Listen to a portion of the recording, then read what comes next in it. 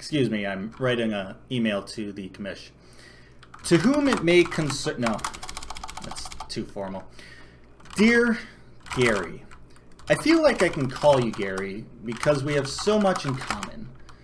I'm just writing to request that we change the name of the Calder Memorial Trophy to the Chicago Blackhawks Rookie of the Year Award. I just feel like it would be more appropriate. Have you ever seen the movie Rookie of the Year? It's based in Chicago, so I feel like there's kind of already a precedent. Anyhow, can't wait to hear back from you. Your friend, Clay. I think that went well. Now, I don't want to alarm anyone. Is your debris cat making too much noise all the time? I haven't really prepared for this. Hello and welcome back to another episode of Hawks Recap. My name is Clay. Thank you for tuning in. The Blackhawks have just completed their 18th game of their shortened 56-game schedule, but unfortunately I'm here to report that they have failed us tonight. They have failed to provide us with the type of result we've come to expect from this team, and we don't expect much. No, we are a humble fan base. We know that it's a rebuilding year. We know there's going to be ups and downs, but when this team fails to get to overtime, that's too much. That's too much.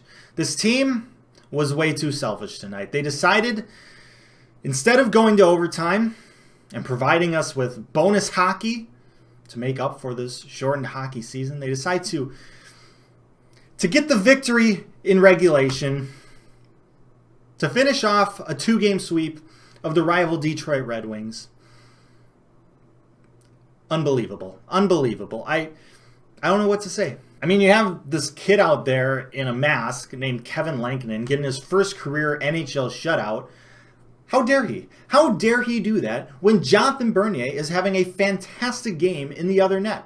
If there was any game that should have gone to overtime, this was it. This was a perfect situation. But you know what? Lankinen decided he wasn't happy enough with just an assist in this game. He had to stop every single shot as well. Kidding me? How dare he? Oh, and don't even get me started on this frickin' Philip Kurashev kid. Don't even ask me about this kid we drafted in the 4th round with one of the picks we got from trading Ryan Hartman to the Nashville Predators. Him and Nicholas Beaudin. How dare these two young rookies play the way they do. Philip Kurashev, you should be ashamed of yourself. Wearing the number 23 in Chicago and doing what you did tonight on Michael Jordan's birthday. How dare you? How dare you? You cannot just waltz through a defense like that. You cannot just dangle by them. Make yourself look like Pavel Datsyuk out there against the Detroit Red Wings. Are you kidding? How dare you? How dare you? Philip Kurashev, you are a sick player. You know, it's times like these when you really question whether or not it's still worth being a Hawks fan. When you have to endure something like this, when you have to go through this, when you have to watch this team play the way they're playing, see them getting the results they're getting, without Jonathan Toews, without Kirby Dach. To have to look at the standings and see this team near the top of them, it's so tough to wrap your mind around. It's so difficult. And you look around this league and you ask yourself, is there a fan base out there that has it more difficult than us? Having to deal with things that we're just completely unprepared to deal with. I mean, you asked us before the season if we thought the Hawks could possibly do something like this, and I would have said, no, absolutely not. You're crazy. You're nuts. Not this team. Not this team. Not my Hawks. They would never do something like this. But here we are. Here we are. Having to make difficult decisions. Like, who could possibly win the Calder Memorial Trophy? I mean, how could we possibly pick between players like Suter and Kurashev and Beaudin and Mitchell and Lankinen and Hagel? I mean,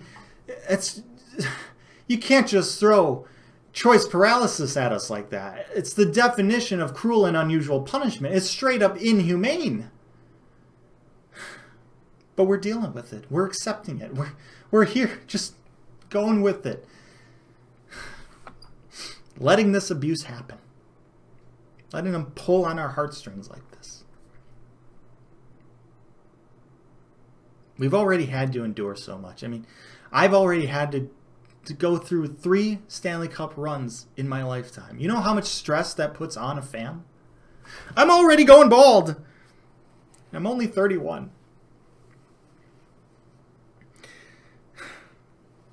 I know I should pull the cord. Stop caring for this team as much as I do. I know I should. But I know that deep down, I just don't have the strength. I don't. I'm with this team till the end. And I'm so sorry. Because I know you guys look up to me as a fan, and I'm letting you down. I'm so sorry. I just hope that maybe you guys can find it in you, the strength to overcome this, to end the suffering that you're dealing with, the same suffering I'm dealing with.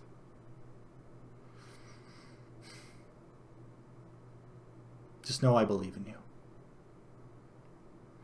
It's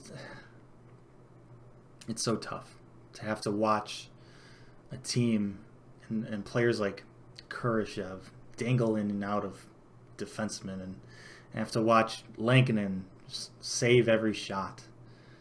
And Patrick Kane, watching him do what he does, I mean,